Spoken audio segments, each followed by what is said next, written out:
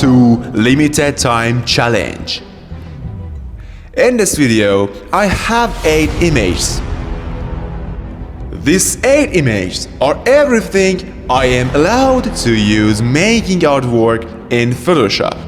I'm totally free to turn it into whatever I want using Photoshop.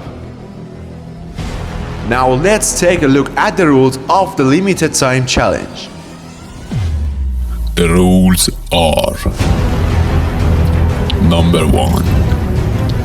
I can't add any image to this set. Number 2. I have to use every image I got. Number 3.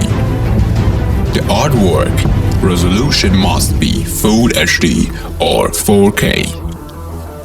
Number 4. I can only use Photoshop. Let's not waste any more time, get straight into it.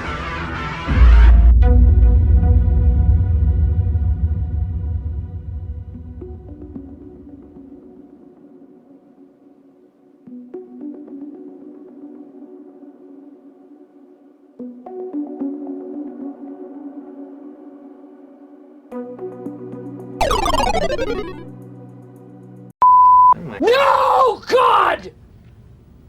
No, God, please, no! No!